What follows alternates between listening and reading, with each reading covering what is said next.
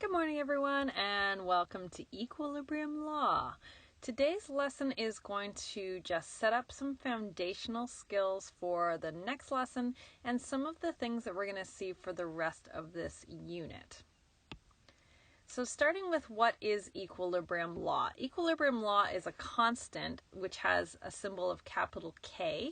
And it's always found experimentally, but it always looks the same. So the equation in general for K, to solve for K, is the concentration of the products divided by concentration of the reactants. And most importantly, it is always at equilibrium. So you have to have those values in order to solve for K. So it's a little more complicated than that because we don't always have just one product and one reactant. So let's have a look at how we might set that up according to a balanced equation. So this particular equation, I'm going to put in my double arrow here. If I have A plus B plus C, or making C plus D, what the general formula looks like, again, it's going to be products first on top and reactants second on the bottom. So it looks like this. K is equal to. Now my products here are specific. So my product is C, so the concentration of C, and here the coefficient becomes an exponent. Then it's going to be multiplied by the second or third or however many products we have. So the next product is a D, so the concentration of D raised to its exponent. Same thing happens on the bottom. So we have our reactants. Our first reactant is A, so concentration of A raised to its coefficient times whatever we have if we have a second reactant, so concentration of B in this case, raised to its coefficient of little b. So again, A, B, C, and D are the chemical entities, and so it's the concentration. Everything is concentration when it comes to equilibrium. And A, B, C, D, the little guys, the coefficients, become exponents. So that's how we set up this K equation. You'll notice here that I've also included the fact that in order to be put into this equation, the reactants and products must either be gases or aqueous.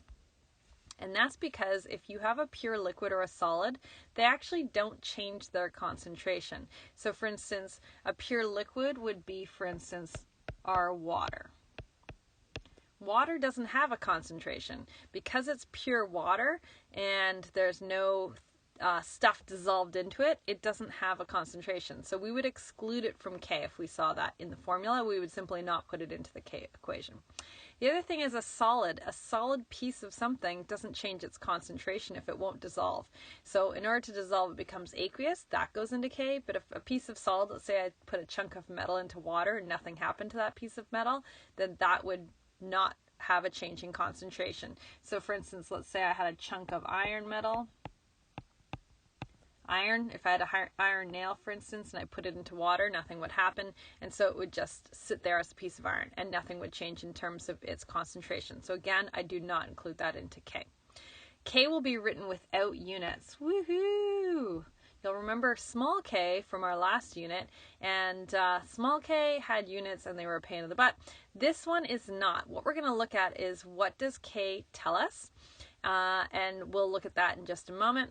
And then we have a little bit of independent reading and some homework that goes with this on page 444. So I feel like you've got this, as you can see from the little Bitmoji here. So we're going to keep moving. All right, let's try this on for size.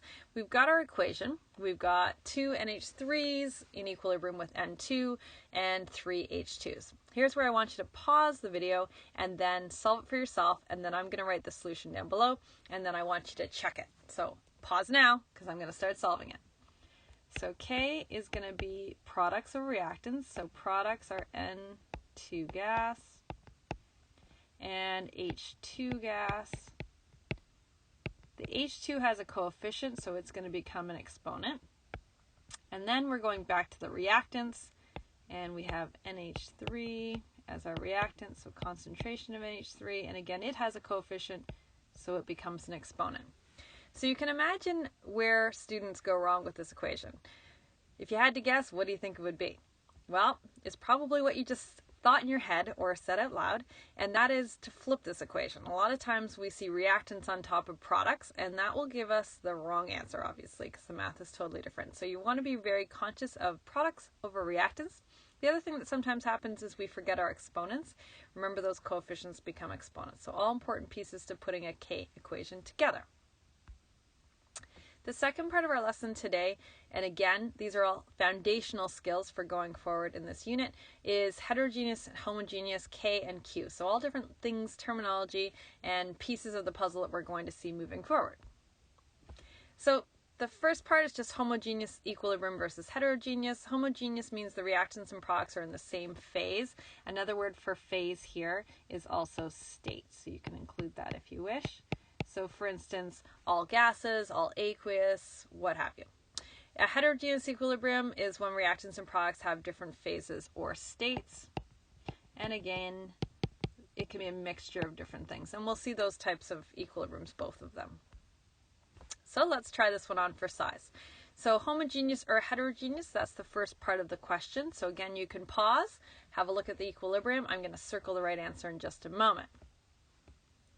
So this one is heterogeneous.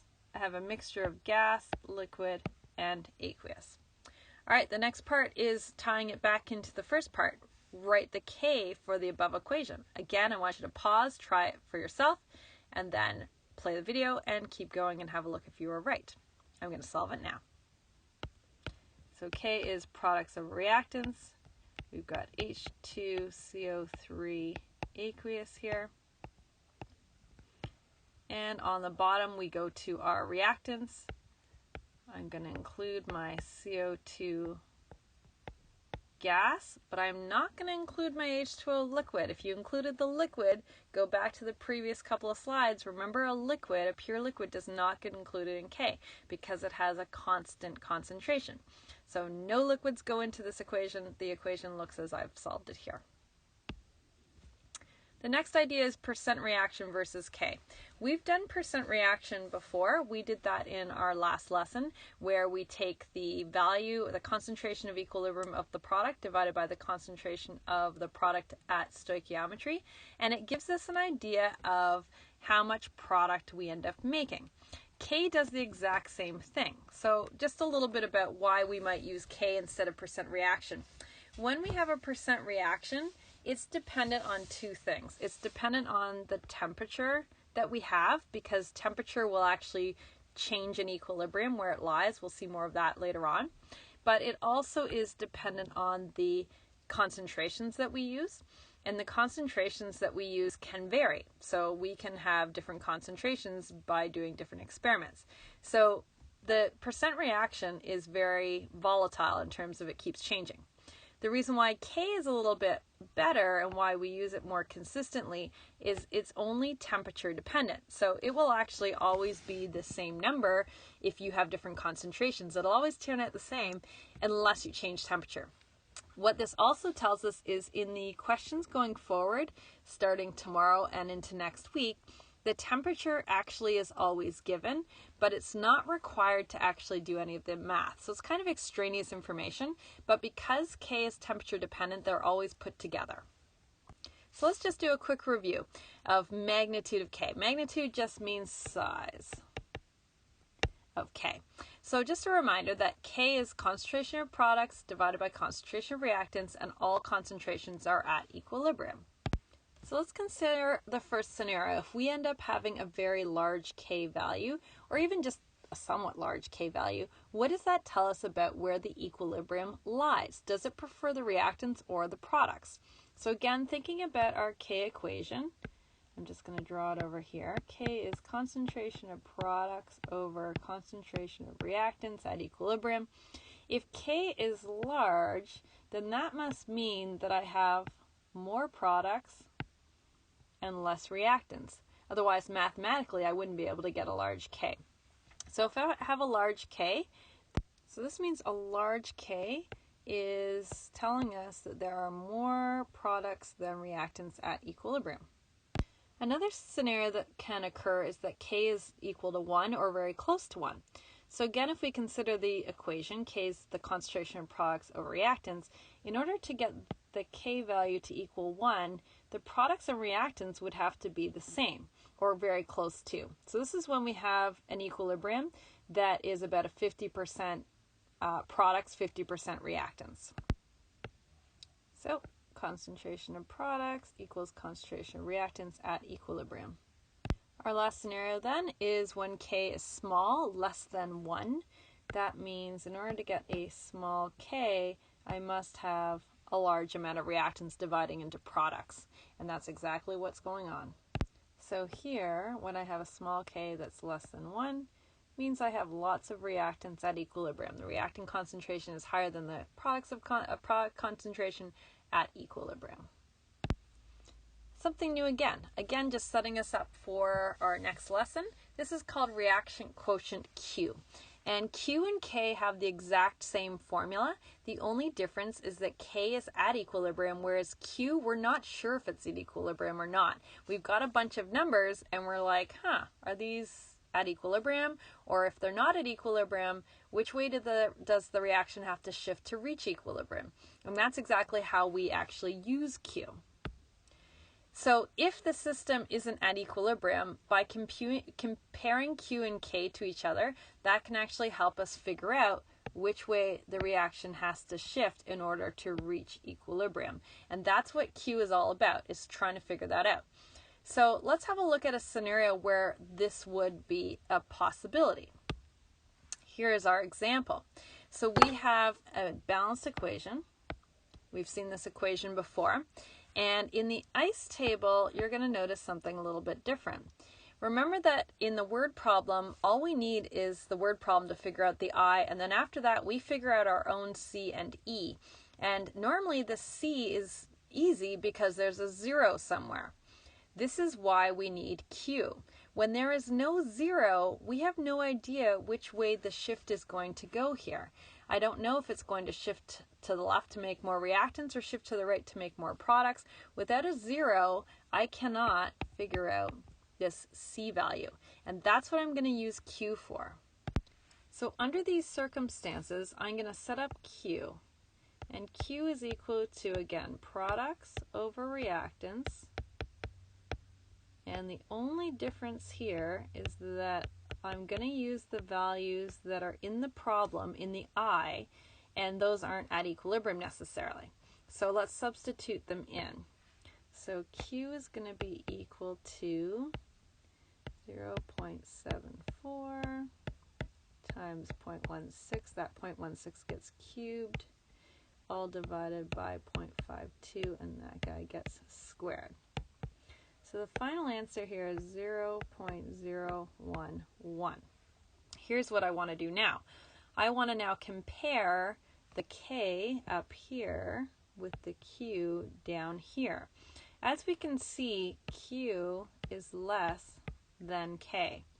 So in order to reach equilibrium, Q has to get bigger. I have to get more value. I have to get a bigger value to reach K. And remember that K is products over reactants.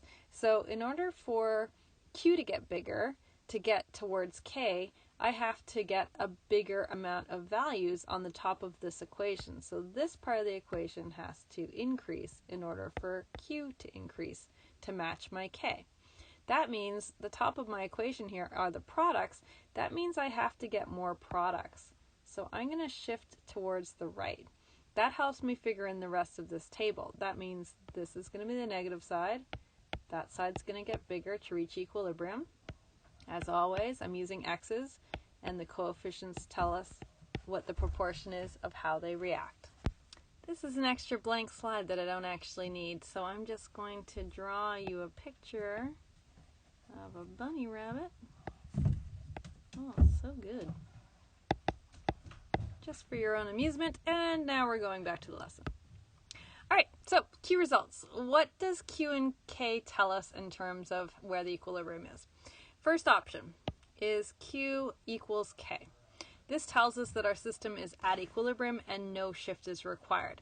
You can actually use this at the end of a bigger problem to check your work. So we could actually check our work this way. And if we were solving equilibrium values and we got to the end and we wanted to see if we were right, we could just do a Q, and if it matches the K they give us, we know we're right. If Q is greater than K, we actually have to do the opposite of what you just saw in the last example. Q has to get smaller, so that means that we have to shift towards the left. I had a student that actually helped me figure out an ingenious way to remember this several years ago. If we write out Q and K, if you turn this guy into a little Pac-Man, it's chomping towards this direction, which is the left. Huh. Cool. The other section here, we've got Q less than K. So when that happens, we're shifting towards the product side, which is right. Again, we can draw our little Pac-Man in there, and then it chomps towards the right, and that's a good way to remember that. All right, homework time. I know you're excited to practice this stuff. Again, really important because we're setting up the foundation for the next few lessons. We're going to see that the rest of the calculations that we're going to work with have K's in them. And when we don't have a 0 in the ICE table, we're going to have to use that Q equation. So that's where we're going to be going with this. Happy learning!